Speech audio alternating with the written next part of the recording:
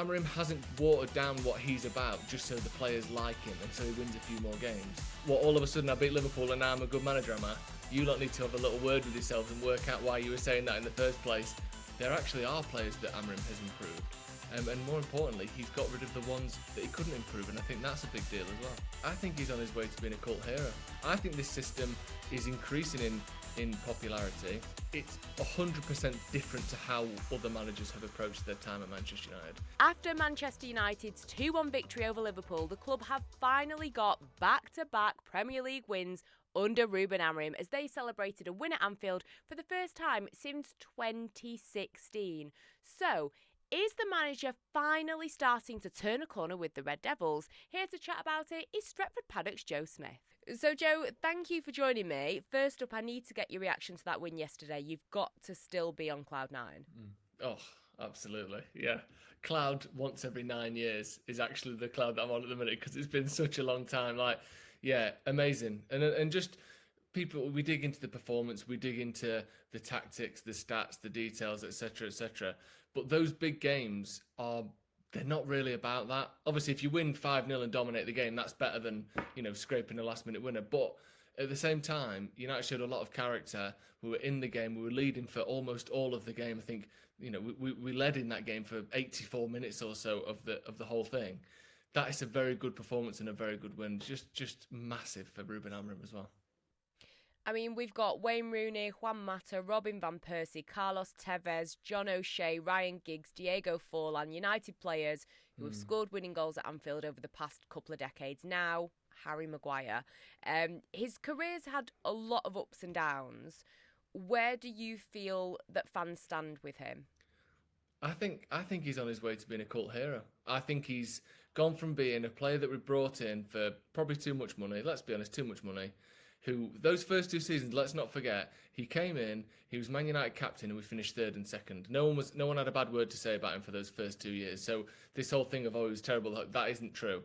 Then obviously Solskjaer leaves, Ten Hag comes in, clearly doesn't fancy him, and this is when that sort of downward spiral began where he was sort of the butt of the joke. He was, people laughing at him in Parliament across the world. He was, being booed and jeered and sort of mocked. On the tour when we were in Australia, we saw it for England as well. He became this sort of figure of fun, figure of everything that was wrong with Manchester United. But actually, when you think of how many bad games he's had for us, it's not that many. It's not like he's, you go through your head now, yes, he's made mistakes and he's given the ball away or missed tackles or whatever, but there's not this never-ending catalogue of terrible errors that he's made.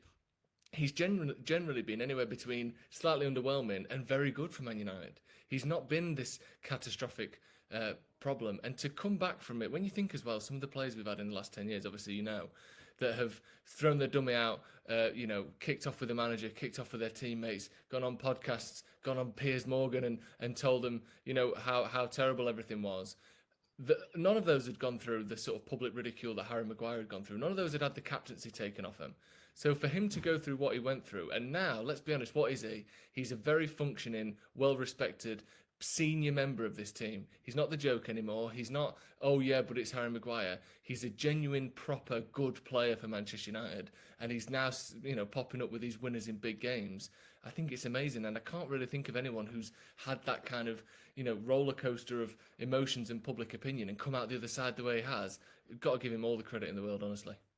I agree, and I think it speaks a lot to his character that it could have been easy to have, spoken out, like you say, in one of these interviews or, posted something on Instagram or whatever, but he's really just kept his head down, and I agree, massive respect to him. I feel like a lot of Man United rival fans will argue Ruben Amorim hasn't improved any players. However, you look at someone like Harry Maguire, I think Luke Shaw, Amad Diallo, all had great games. Mason Mount, we've seen overall improving. Matthias Cunha, maybe he hasn't improved because he was already a good player, but it looks like he's really settling into life at Manchester United. I thought he was excellent against Liverpool. Does it feel like the manager is turning a corner in that sense? Like there are some green shoots? Yeah, there are some green shoots. They're not, that much more than green shoots at the moment because such a long period of time of it not being good enough and then 4 wins in the last 6 games. That's pretty good. That's that's improvement. But it's such a small sort of cluster of positivity. But like you mentioned, some of the players, like another one, Casemiro. He was being told he was done. Leave the football before the football leaves you under Ten Hag. And two and a bit years later, he's starting and playing very well, away at the champions and winning the game. I think another one that goes under the radar, Matthijs de Ligt, has become one of the best centre-backs in the league. And I genuinely believe that. I think he's so reliable. And if he was playing for anyone other than, a shocking or, up until the last 3 weeks or so, shocking Manchester United, he would be lauded as one of the best centre-backs in the league. You mentioned Ahmad again. He wasn't even getting a game under Ten Hag. So has he improved him or has he just played him? Well, one can't happen without the other. So he's given him that space to flourish. I think there are players, despite how bad we've been, there actually are players that Amorim has improved. And more importantly, he's got rid of the ones that he couldn't improve. And I think that's a big deal as well. With the 3-4-3 system, do you believe that it is starting to work, or do you think it's maybe a formation that works against the better teams? Well, that's a good option to have, isn't it? Having a formation that works against the good teams. That's the thing that might get you over, in 2 years' time or whatever, if things keep improving and you are challenging for trophies and for the big titles, then all of a sudden the ability to beat the top teams is entirely crucial. I think that for the last sort of 10 years or so, excuse me, maybe even more, football has almost been reduced down to this. How close can you get to replicating what Pep Guardiola does? That seems to have been the general consensus about what football should be, how teams should play. You've got to get as close as you can. He's number one, he's 100%, and what percentage can you get to? I feel like for the first time in a long time, people aren't trying to replicate that anymore. And that people are getting criticised and sort of, well, three at the back, Pep doesn't do that. So if you want to do that, you're ultimately going to fail. I was on a show the other day where someone mentioned, can United win, despite this sort of, three at the back system? Like Amorim's decided to pick a system that the whole world knows is crap, but he's going to play it anyway, just as almost like a handicap to himself, like he's playing golf or something. Like, I think this system is increasing in popularity as a counter to what we've seen over the last 10 years. I don't think it's, an attempt to get there and failing. I think this is the remedy or potentially the next stage after that. Whether United and Amorim is this, the specific model that's going to sort of crack this possession-based, high-pressing, doing everything one-way type football or not, I'm not going to sit here and say that, we are the future of football. I don't think that at all. But I think there's a reason why this system and this style is gaining popularity. And I think especially when we're so used to tippy-tappy, high-pressing, high-line stuff, I think sometimes you need someone to come along and go, actually, here's what we're going to do to change this and to play around this. And the fact that it seems to work in big games, that to me is an indication that it's a good system, not a bad one. Now, going back to the manager, to Ruben Amorim, he told the media that they should continue with the narrative of the pressure, being on him. I love Ruben Amorim, but you got 1 minute he's saying the media are affecting his players. Now he wants the narrative to continue. I just wanted to get your thoughts on what you made of him saying that after the game. That's just him saying, you know what, you lot better not change your tune just because I've won a few games. You guys need to be consistent because I'm sticking with my guns. What, all of a sudden I beat Liverpool and now I'm a good manager, am I? You lot need to have a little word with yourselves and work out why you were saying that in the first place. I think it's perfect. Like, what, I win a couple of games and all of a sudden I'm a good manager? No, you just misread me for the last sort of 6 months or whatever. And he hasn't proven anyone entirely wrong yet, has he? We have to reiterate that. 4 wins in 6 games is nice, it's good. But when there's a couple of poor performances and defeats in those 6 games as well, you need to still ask questions. But I think he's just telling the media, look, do you think I've changed in the last 2 weeks? Or actually, do you think some of the stuff I was telling you before wasn't a lie, wasn't just, me trying to cope with the situation that I'm in? Things are improving, and now we're starting to see that as results rather than just, data and, this behind-the-scenes stuff that everyone ridicules Amorim for talking about. Exactly, and he's definitely not the type of manager, as we've seen, that is going to, turn on a dime or change something. We know that he's rigid with his beliefs, his standards, the system, etc. I did like when he said that. I mean, for United fans, there's been a lot of false dawns, it feels.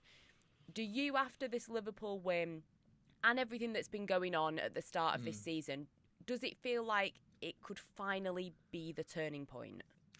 I mean, well, it could be, couldn't it? Because it is a big thing. It is a big one. And obviously, what's my actual thoughts on this are that one thing I do like about what's happened over the last 12 months is it's 100% different to how other managers have approached their time at Manchester United. He's the first manager, because I think Solskjaer did it to a certain degree. I think Ten Hag did it a lot in a long time, maybe since Jose, who came in and said, "You've hired me. You're getting me.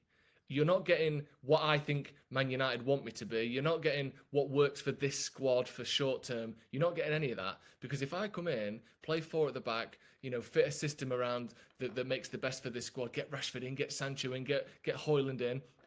If I do that, yeah, I can probably finish 7th or 8th with this team, get European football. But next season, I'm going to have to lose 15 games.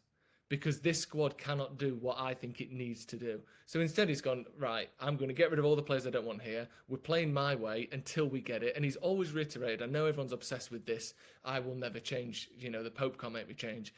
Look at the next sentence he says after that. I will change when I feel the players understand my way of doing things. Then I'll be flexible. But what I'm not going to do is be flexible because they don't get it. It's like going, oh, you don't understand that question, or you don't understand. Right, you can't drive, so instead of driving, let's just sit in the back of the car and watch TV on our iPads, and then we'll put you on the motorway when you've passed your test. Well, no, you need to learn to drive, and then you can get a new car, get a faster car, learn it. It's like Amorim hasn't watered down what he's about just so the players like him and so he wins a few more games. He's absolutely scraped everything out, started from, scraped away all the mould and the rot, and started from the fresh stuff. And it's going to be hurt. It's going to hurt, and it's going to be difficult, and he's going to have to build his way back up. But if he can do that, and we still don't know if he can, but that for me feels like the best chance of genuine success, where you've actually got rid of all the things holding you back and standing in your way, instead of going, all these things aren't good enough, but we're going to persist with them anyway and make the best of a bad deal. No, let's get rid of everything. It might hurt, but then we can actually build properly with sort of a clean slate. And I think that for me, that is the biggest thing that he's done. That's what Amorim was brought in to do, and hopefully we're starting to see that. Yeah, I agree. And I think he kind of said it from day one, didn't he? Like, this is going to be a storm. Like, this is not going to be great necessarily. But if I go back on my word, and I think a lot of the players and, some of the players' mentality, a few of them aren't there anymore. But if he defaulted to what they were comfortable with, you can almost imagine them being like, yeah, you know what? Here comes another manager trying to change us. Absolutely not. They almost get their way, I think. So I agree. I'm happy that he's not changed things and that he has been rigid, and hopefully, start to see the fruits of his labour. I just wanted to end with Bruno Fernandes. He said to the media about how he's already thinking about the next game, because if United don't win the next one, it's going to be back with the same feeling, a moment that they were in before. Do you feel like if it isn't a win in the next game, it does almost not necessarily sour the hard work, because those games happened and those wins happened, but it almost feels like you're back to square one? I actually don't, to be honest. Obviously, if we play terribly and lose, it's going to be like, such a shame after the Liverpool game. But like you read out some of those names before, of Forlan, of John O'Shea, of Juan Mata, of Wayne Rooney. Those names and those stories and those games persist through decades. Whether we beat Brighton 5 years ago or not doesn't.